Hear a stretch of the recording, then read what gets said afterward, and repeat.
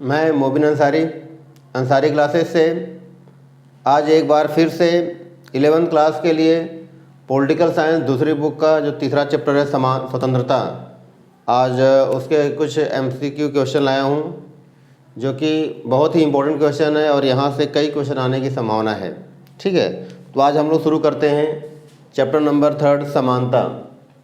पहले क्या करना है कि मैं क्वेश्चन बोलूँगा, उसके बाद ऑप्शंस, पहले आपको क्या करना है खुद आंसर खुद ट्रिक करना है, उसके बाद तब फिर ये देखना है कि मैं जो आंसर बता रहा हूँ आपके कितने सही हैं। तो पहले स्क्रीनशॉट लेकर के आपको खुद सॉल्व करना है। ठीक है, तो पहला क्वेश्चन है समानता भारतीय संविधान के किन अनुच्छेदों में वर्णित है। पहला क्वेश्चन है कि समानता का उल्लेख भारतीय संविधान के किन अनुच्छेदों में है। ऑप्शन है अनुच्छेद 19 से 22, ऑप्शन 14 से 18, 23 से 24 या नन ऑफ दीज, इनमें से कोई नहीं। तो इसका सही आंसर है कि समानता का उल्लेख भारतीय संविधान के अनुच्छेद 14 से 18 में है। तो इसका ऑप्शन बी सही है। मैं आंसर बताऊं उससे पहले आपको अपना आंसर खुद आपको आना चाहिए, ट्रिक लगाना चाहिए, ताकि बाद में पता चले कि आपको क्या गलत कर रहे हो क्या सही कर रहे हो। दूसरा क्वेश्चन है कि भारत सरकार ने विकलांगता अधिनियम किस वर्ष में पास किया। विकलांगता, ऑप्शन है 1975, 1875, 1995 और 1895।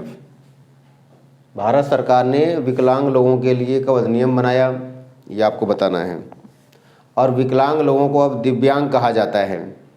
ठीक है, तो इसका सही आंसर है 1995, ऑप्शन सी।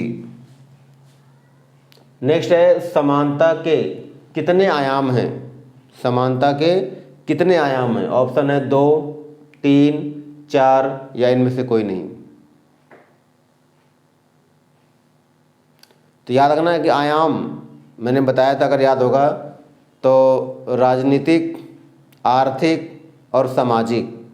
तो समानता के कितने आयाम हैं। मुख्य रूप से 3 आयाम हैं। समानता के 3 आयाम हैं।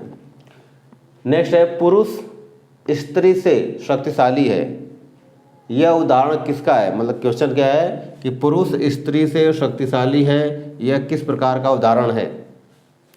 सामाजिक असमानता का, अवसर की समानता का, आर्थिक असमानता का या शैक्षणिक असमानता का। पुरुष स्त्री से शक्तिशाली है, ये किस प्रकार का उदाहरण है। तो याद रखना है कि स्त्री और पुरुष समाज के आधार हैं। इसका मतलब एक को बढ़ाया उच्च दिखाया जा रहा है, दूसरे को निम्न दिखाया जा रहा है। तो ये किस प्रकार की असमानता होगी।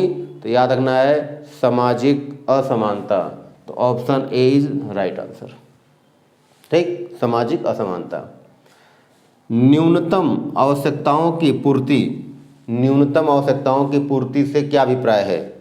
न्यूनतम आवश्यकताओं की पूर्ति से क्या अभिप्राय है। ऑप्शन है सामाजिक समानता, आर्थिक समानता, प्राकृतिक समानता या इनमें से कोई नहीं। क्वेश्चन क्या है कि न्यूनतम आवश्यकताओं की पूर्ति से आप क्या समझते हैं। इसका मतलब कि अगर हम समाज में रह रहे हैं तो समाज में रहने वाले सभी लोगों को कम से कम में जो बुनियादी चीज़ें वो जरूर मिलनी चाहिए जिससे कि वो जीवन यापन कर सके। तो बात किसकी है, न्यूनतम आवश्यकताओं की। तो इसका सही आंसर है आर्थिक समानता। आर्थिक समानता में कहा गया है कि सभी लोगों को रोजगार पाने का अधिकार है, सभी लोगों को इतनी चीज़ें जरूर मिलनी चाहिए जिससे वो जीवन यापन कर सके। नेक्स्ट है सभी वयस्कों को, वयस्क मतलब 18+ और पहले 21+ था, बिना किसी भेदभाव के मत मतलब वोट देने का अधिकार किस समानता में आता है। कि बिना किसी भेदभाव के जितने भी वयस्क हैं उनको मत देने का अधिकार है, ये किस प्रकार की समानता में आता है। ऑप्शन है राजनीतिक समानता, आर्थिक समानता, धार्मिक समानता या इनमें से कोई नहीं। राजनीतिक समानता, आर्थिक समानता, धार्मिक समानता या इनमें से कोई नहीं। ये शॉर्ट में लिखा है, रा मतलब राजनीतिक, आ मतलब आर्थिक, धा मतलब धार्मिक। तो याद रखना है कि मत देने का अधिकार किस प्रकार का अधिकार है। तो यह है राजनीतिक समानता। नेक्स्ट है पंचायती राज में, पंचायती मतलब जो पंचायती व्यवस्था है, ग्राम सभा है या नगर पालिका में है, तो पंचायती राज में महिलाओं के लिए कितने प्रतिशत आरक्षण की व्यवस्था की गई है, कि जो पंचायती में कितनी सीटें महिलाओं के लिए आरक्षित की गई है।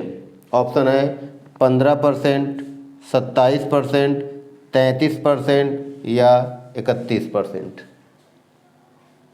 तो याद रखना है कि पंचायती राज व्यवस्था की शुरुआत पंडित जवाहरलाल नेहरू ने की थी, 1959 में राजस्थान के नागौर से की थी, और पंचायती राज व्यवस्था में 1/3 अर्थात 33% सीटें महिलाओं के लिए आरक्षित की गई। तो प्रश्न आ जाए कि पंचायती राज व्यवस्था की शुरुआत कहाँ हुई थी, तो राजस्थान के नागौर जिले में। किसने की थी, तो पंडित जवाहरलाल नेहरू ने। कब की थी, तो 2 अक्टूबर 1959। नेक्स्ट है आधुनिक समय में समानता के कितने पक्षों का अध्ययन किया जाता है। आधुनिक समय में समानता के कितने पक्षों का अध्ययन, मतलब समानता के पक्ष बताने हैं कि जो आधुनिक समय में समानता के कितने पक्षों का अध्ययन किया जा रहा है। ऑप्शन है 2 पक्ष, 3 पक्ष, 4 पक्ष या इनमें से कोई नहीं। तो याद रखना है कि आधुनिक समय में समानता के 2 पक्षों का अध्ययन किया जा रहा है, नकारात्मक पक्ष और सकारात्मक पक्ष। ठीक, अब आते हैं नेक्स्ट क्वेश्चन नंबर 9। क्वेश्चन है कि असमानताओं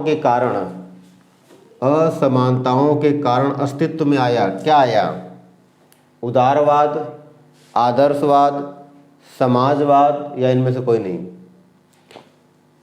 ठीक, असमानता।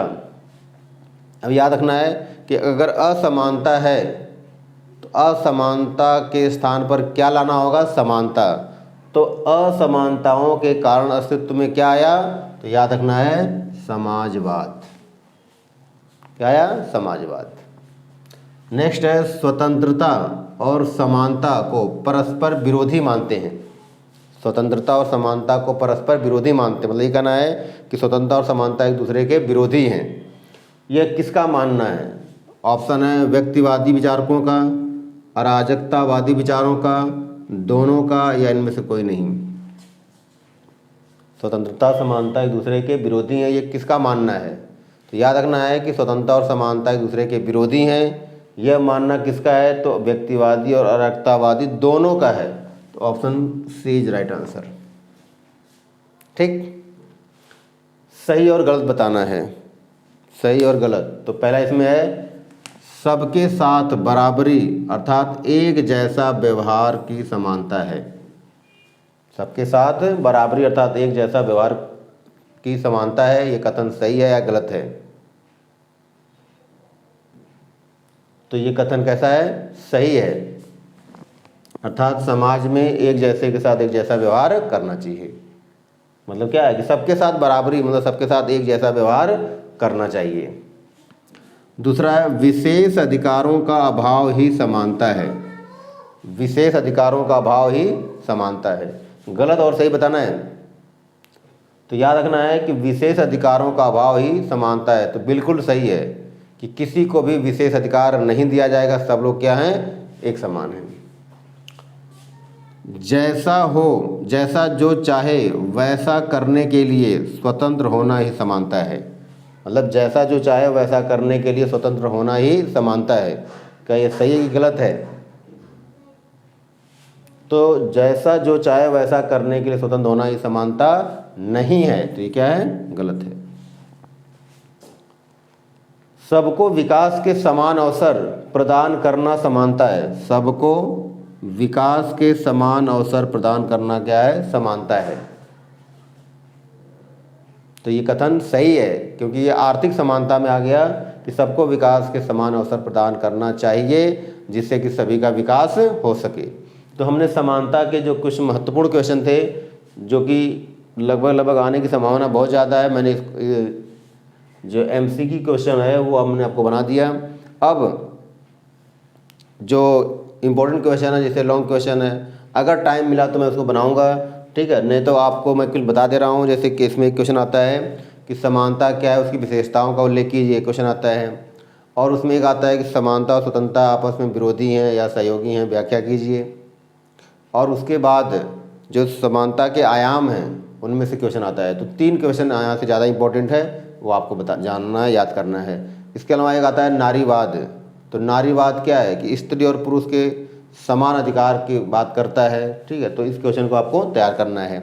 यदि यह वीडियो आपको पसंद हो तो लाइक करें, शेयर करें, सब्सक्राइब करें, ज़्यादा से ज़्यादा दोस्तों में इसको फैलाने का काम करें ताकि मेरा मनोबल बढ़े, मैं और मेहनत करके वीडियो बना सकूं।